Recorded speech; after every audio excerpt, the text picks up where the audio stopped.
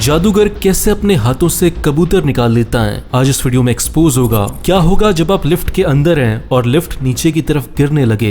एक ऐसी गाय जिसके कंधे पर पाँव है, ये इस लेडी के सर पर क्या उगा हुआ है। ऐसे इंटरेस्टिंग फैक्ट्स और किस्से कहानियों को जानने के लिए, सुनने के लिए देखते रहिए वीडियो लास्ट तक। चैनल सब्सक्राइब नहीं किया तो कर लो। फैक्ट नंबर 7, जादूगर अपने हाथों से कबूतर को कैसे निकालता है, मैं बताता हूँ। बहुत सिंपल है। देखो, पहला पॉइंट ये है कि जो आप जादूगर के हाथ में पंख देख रहे हो, वो पंख बना है एक ऐसे पेपर से जिसे बोलते हैं फ्लैश पेपर। अब फ्लैश पेपर की एक खासियत होती है कि जब भी उसे जलाया जाता है तो वो बहुत जल्दी जल जाता है और हवा में गायब हो जाता है, उसकी कोई राख नहीं बनती। ये एक ऐसा पेपर होता है जिसे सारे जादूगर यूज करते हैं। दूसरा पॉइंट ये है कि जादूगर के हाथ में एक अदृश्य धागा होता है जो जुड़ा होता है कबूतर के साथ। तो वो जादू दिखाने के टाइम पे जल्दी से करता ये है कि जो पंख बना है फ्लैश पेपर से, इसे जलाता है और एक आग पैदा होती है। और ये आग इसलिए पैदा होती है ताकि 1 सेकंड के लिए आपकी आंखों को भ्रमित किया जा सके, और उसी 1 सेकंड में वो आग के पीछे से धागे को खींचता है और कबूतर बाहर आ जाता है। और हमें ऐसा लगता है कि कबूतर हवा में से निकला है, जबकि ऐसा नहीं होता। फैक्ट नंबर 6, जो आजकल के टेररिस्ट होते हैं वो यूज करते हैं सुसाइड बॉम्बर्स जो कहीं भी जाके फट जाते हैं। लेकिन क्या आपको पता है कि वर्ल्ड वॉर 2 में जानवरों को यूज किया जाता था सुसाइड बॉम्बिंग के लिए। कैसे? रशिया ने कुत्तों के ऊपर एक एक्सपेरिमेंट किया जिसमें वो क्या करते थे कि कुत्तों को बहुत दिनों तक भूखा रखते थे, उसके बाद टैंक के नीचे खाना रख देते थे, जिसके बाद कुत्ता बहुत तेजी से जाता था वहां पे खाना खाने के लिए।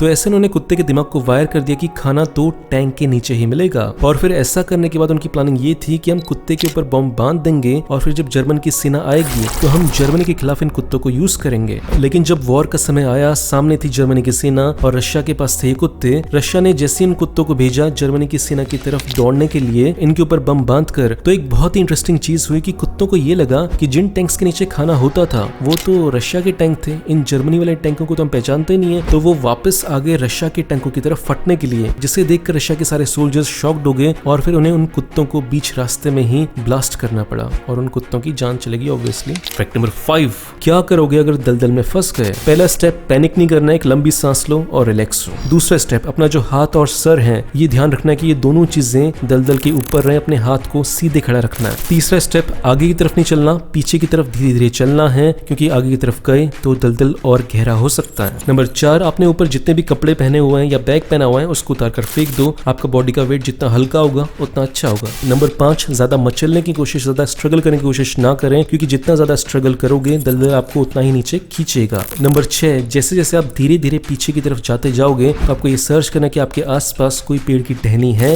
या कोई दोस्त है जो आपको हाथ दे सकता है। नंबर 7, जब दलदल से बाहर निकल रहे हो तो पहले अपने एक पांव को उठाओ अच्छे से, उसके बाद ही दूसरे पांव को उठाओ। नंबर 8, आपको जैसे ही आसपास की झाड़ियों से कोई लकड़ी मिलती है तो उस लकड़ी से ऐसे लेट लेट के बाहर आना है, जिससे कि आपका सरफेस एरिया बढ़ पाए। जितना सरफेस एरिया आप बढ़ा पाओगे, जितना लेट पाओगे, उतना ही बाहर निकलने के चांसेस आपके बढ़ जाएंगे। फैक्ट नंबर 4, ये फैक्ट सुनने के बाद बहुत दुख हुआ, लेकिन ये फैक्ट सच है कि हंगर इंडेक्स में इंडिया पाकिस्तान से भी नीचे जा चुका है। इसका मतलब क्या होता है? इसका मतलब ये होता है कि 5 साल से कम उम्र के बच्चे को खाना सही से नहीं मिल पा रहा है, जिसकी वजह से वो मालनरिश्ड है। दूसरा, 5 साल से कम उम्र वाले बच्चों को इतना कम खाना मिल रहा है कि उनकी मौत हो जा रही है। इस रैंकिंग में इंडिया की पोजीशन थी 94 और वहीं पाकिस्तान की पोजीशन थी 88, बांग्लादेश की थी 75, नेपाल की थी 73 और श्रीलंका की थी 64। फैक्ट नंबर 3, क्या होगा जब आप लिफ्ट से नीचे गिरने लगो। देखो, ऐसे में ज्यादातर लोग सोचते हैं कि जैसे लिफ्ट नीचे टकराएगी मैं उसी समय जंप कर लूंगा और जिंदा बच जाऊंगा। बहुत दिमाग वाले बनते हैं, बहुत स्मार्ट बनते हैं, लेकिन ऐसा होता नहीं है, क्योंकि हमें पता नहीं है कि लिफ्ट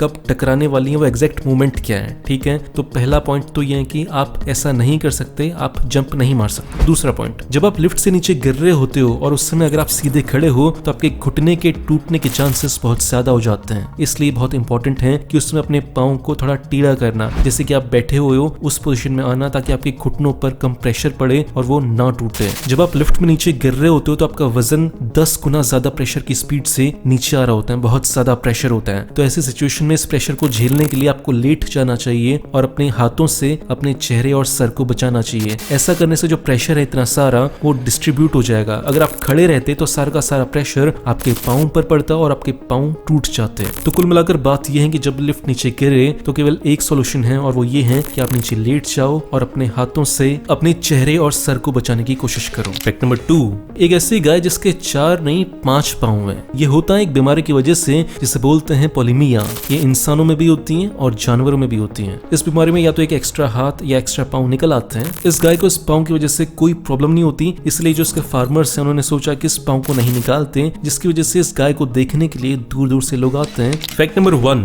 चाइना की एक लेडी है 87 साल की, जिनका नाम है लियांग। आज से 2-3 साल पहले उनको अपने सर पर कुछ उगता हुआ दिखाई दिया। उन्होंने ध्यान नहीं दिया, वो छोटा सा था। फिर एक बार क्या हुआ कि अचानक से उनके हाथों से वो चीज टूट गई और फिर उसके बाद वो चीज बहुत ही खतरनाक तेजी से बढ़ने लगी और बढ़ते बढ़ते आज इतनी बड़ी हो गई है। ये चीज बनती है एक प्रोटीन से, जिससे हमारे बाल और हमारे नाखून बनते हैं, लेकिन जब उस केराटिन प्रोटीन की मात्रा बढ़ जाती है बॉडी में तो ऐसी बीमारियां सामने आती हैं। इस बीमारी की वजह से लियांग को रात को सोने में बहुत दिक्कत होती है, क्योंकि बहुत खुजली होती है और बहुत दर्द होता है। लेकिन अच्छी बात यह है कि डॉक्टर्स ने सॉल्यूशन निकाल लिया है इसका एक ऑपरेशन होगा, जिसके बाद लियांग पहले जैसी हो जाएंगी। दोस्तों, वीडियो के लास्ट में मैं आपसे केवल एक बात बोलना चाहूंगा कि वीडियो अगर अच्छा लगा तो 2 काम करो। पहला तो इसे लाइक करो, दूसरा इस वीडियो को अपने दोस्तों के साथ शेयर करो, ताकि उनको भी पता चल सके कि आप कितनी इंटरेस्टिंग चीजें देखते हो। बाकी ऐसा करने से जो मेरे चैनल को सपोर्ट मिलेगा उसके लिए थैंक यू। मिलते हैं अगले वीडियो में, बाय।